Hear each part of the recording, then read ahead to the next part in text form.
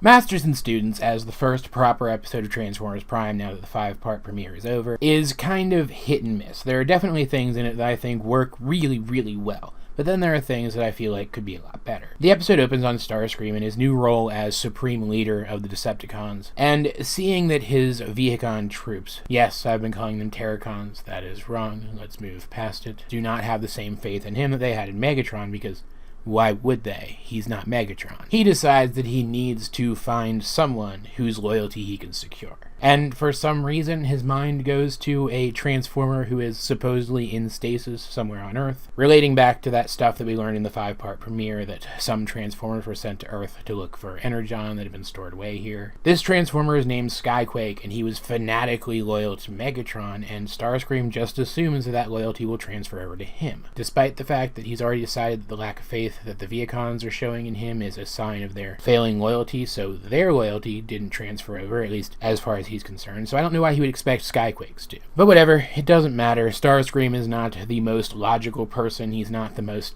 intelligent person, just in general, and it does serve as an example of him expecting his sheer greatness to secure someone's loyalty to him, which is in character. So he and Soundwave, who at this point are the only two Decepticons with any real identity, go to wake up Skyquake, but their activity draws the attention of Optimus Prime and Bumblebee. It probably would have been Optimus Prime and Ratchet again, since the kids are with them, but Ratchet decides he wants to stay behind and work on the B-plot. I mean, help the kids with their science projects, which we'll talk about in a second. There are a couple of themes which act as through lines for the Autobot side of this episode. Optimus has already revealed that he is not glad that Megatron's dead, at least not entirely, because he had hoped to convince Megatron to give up his destructive Decepticon cause. We didn't really see that in the 5-part premiere, but it's possible that that's just because things escalated so quickly that Optimus didn't really have time. And you can read the fact that Optimus didn't seem to be fighting his best on the space bridge when he was fighting against Megatron, as him being unwilling to kill Megatron, as him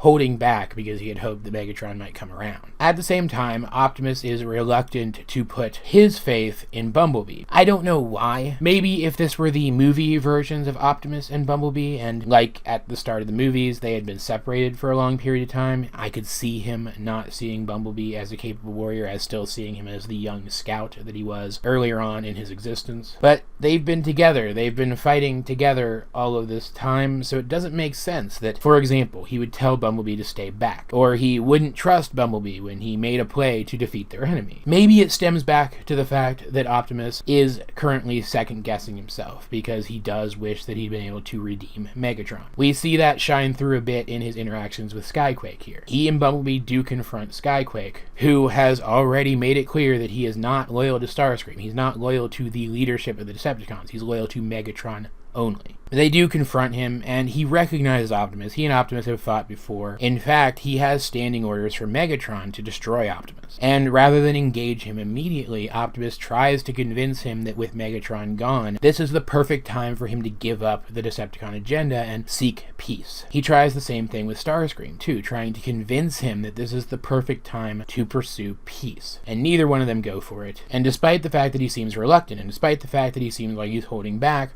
Optimus has to fight Skyquake. And maybe we're supposed to read his reluctance to let Bumblebee fight as him being reluctant to fight Skyquake at all. But it just doesn't really come off that way. It really does feel like he doesn't have faith in Bumblebee, and part of this episode was Bumblebee proving that Optimus can trust him, and I just don't see how that makes sense based on the relationship that they already have. The fighting in Skyquake is fairly equal, at least at first, as for some reason he doesn't have a vehicle mode of any kind. I think the implication is supposed to be that being in stasis lock somehow removed his vehicle mode, but for a Cybertronian, their original Cybertronian vehicle mode is part of them. Maybe to go into stasis he might have had to give up any vehicle modes he'd scanned on other worlds, but he should still be able to turn into a Cybertronian jet of some kind. I mean, he's got wings hanging off of his back and his legs. Wings that already look like wings on an Earth jet. I don't buy that he can't turn into a jet right now. It doesn't make sense to me. But whatever, he is currently grounded, and so it is a bit more of a fair fight, but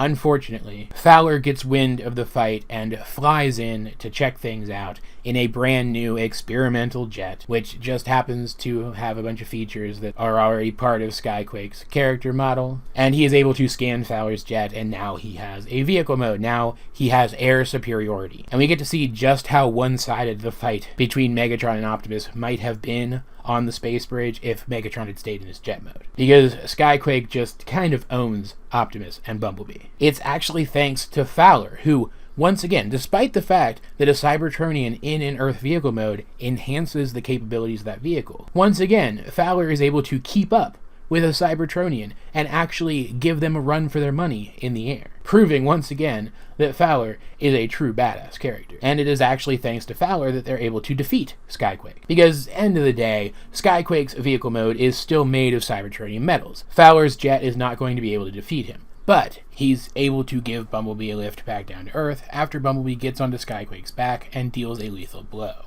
It's a pretty badass scene, and it shows off the kind of teamwork that we can expect between the Autobots and their government allies. After all, in the 5-part premiere, we already got a taste of how the Autobots and the human kids might work together, so it is nice to see how they might work together with Fowler. But I feel like this is the biggest misstep of the episode. Yes, later on we are introduced to another character who has the same character model as Skyquake, and their personalities are kind of similar, but wouldn't it have been interesting if this character had survived? Wouldn't it have been interesting if he had had his Cybertronian vehicle mode at the start? That things had progressed mostly the same, but rather than Bumblebee killing him, he'd survived, scanned Fowler's plane, and flown off in disguise. Taking time to let it sink in that maybe Megatron is gone, because he did not believe that Megatron was dead, becoming sort of a recurring occasional enemy, until eventually Optimus got through to him, or at least got through to him enough that he stopped fighting them. That even if he didn't come around to the Autobot side, he went his own way and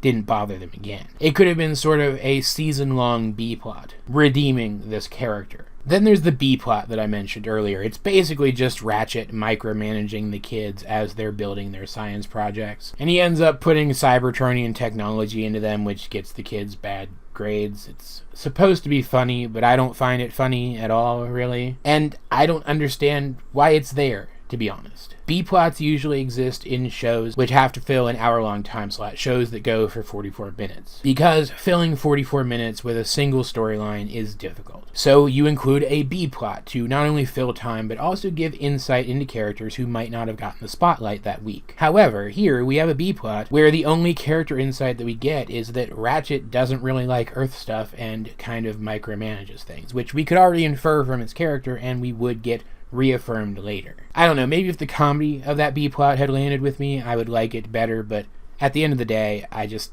don't see why it needed to be here. To fill time, I guess, but this is only a 22-minute show. You should be able to fill 22 minutes with your main plot. I think probably the most interesting thing about this episode, though, was just a couple of moments with the Decepticons. Starscream has made the choice that he and Soundwave are not going to help Skyquake fight Optimus. That he wants his new minion to do it, and they're just going to document things. Starscream already sees Skyquake as a representation of his power, as his leadership. In his mind, he's already won, so he's content to just stand back and let Skyquake do his thing. While he and Soundwave are doing this, Soundwave detects a Decepticon life signal in orbit, one which only makes sense if it belongs to Megatron. And you get to see this really neat dichotomy in Starscream. He desperately wants Megatron to be dead, and so wants to ignore this and hope that Megatron just kicks the bucket on his own. But Soundwave is there, recording everything that's happening, so he has no choice but to fly into space and investigate. And despite the fact that all logic says that Megatron should be dead,